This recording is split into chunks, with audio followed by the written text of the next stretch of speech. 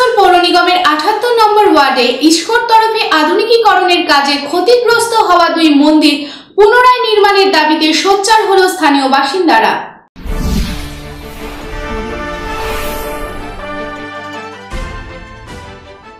Asansol municipal কর্পোরেশনের ৭৮ নম্বর word এলাকায় উন্নয়নমূলক কাজের জন্য সেল আইএসপি দ্বারা মন্দির অপসারণ করা নিয়ে স্থানীয় মানুষদের মধ্যে ক্ষোভ ছিল।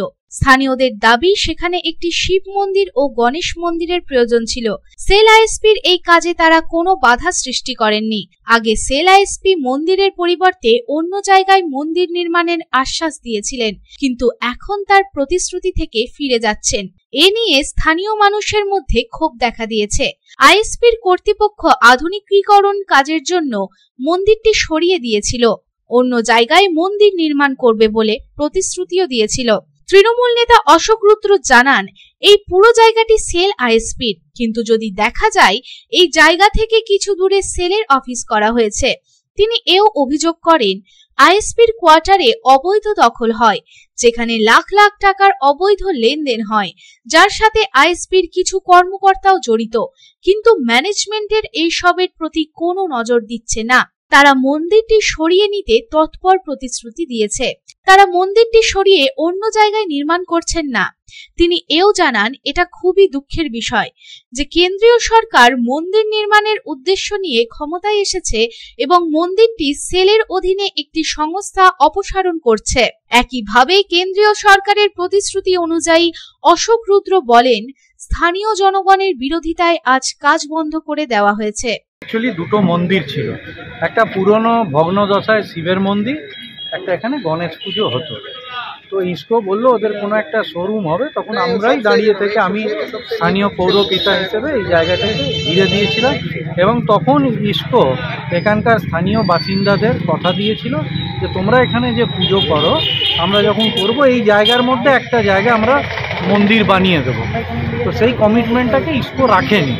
হঠাৎ করে এই জায়গাটা ওরা কনস্ট্রাকশন কিছু একটা মানে গোডাউন হোক বা শোরুম কিছু একটা বানাচ্ছে, তাই এনারা এসে বলেছেন যে আপনারা যে কমিটমেন্ট করেছিলেন সেটা কোথায়? আপনারা মন্দির ভেঙে মন্দির বানিয়ে দেবেন বলেছিলেন, না বানিয়ে করছেন। এখন ইসকো ওটা নিয়ে কথা দিতে চাইছেন এবং যেটা আরও মানে চিন্তার ব্যাপার, ইসকোর থেকে জমি চাইছি একটা হেলথ সেন্টারের জন্য, ইসকো সেটাও দিচ্ছে না। আবার ইসকো এইগুলো চোখে পড়ছে না, রাস্তার ওই পারে একজন বিজেপি নেত্রী এতটা জায়গা দখল করে বানিয়েছে, সেগুলো ইসকো করছে না। ইসকো এখানে এসে ইসকোর এত কোয়ার্টার দখল হয়ে আছে, ইসকোর এক শ্রেণীর সিকিউরিটি এবং অফিসারের সাথে ইনভলভ, যাতে মাসে লক্ষ লক্ষ টাকার কারবার হয়, সেটা নিয়ে ইসকো কোনো স্টেপ নিচ্ছে না। অন্যদিকে এক স্থানীয় বাসিন্দা জানান, এখানে বহু বছর ধরেই গণেশ পুজো করা হয়।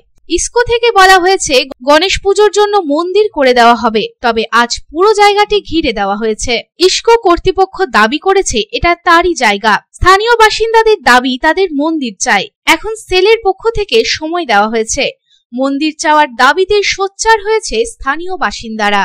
বছর ধরে গণেশ পুজো করা হয়, ঠিক আছে। গত বছরে যখন ইসকোওয়ালা যখন এখানে কিছু ওদের ডিপার্টমেন্ট হচ্ছে, আমরা ওর মধ্যে কোনো বাধা দিইনি। বলা হলো কি এখানটাতে আমাদের গণেশ পুজোর জন্য মন্দির করে দেওয়া হবে, গত বছর কথা দিয়ে গেছে। আজ দেখছি পুরোই মানে ঘেরে দিয়ে মন্দিরটা কোথায় হবে। ইসকোওয়ালা বলছে কি এটা ইসকোর জমিন, আপনারা কিছু করতে পারবেন না। যে আমি বলছি ইসকোর জমিনে 3 তলা 4 তলা 5 তলা অব্দি প্লট আছে। এইটা কারা করছিল? ইসকোওয়ালা তো সেলের জায়গা থেকে আমাদের কোনো অবজেকশন নেই, কোনো কিছু নেই, কিন্তু আমাদের একটাই শুধু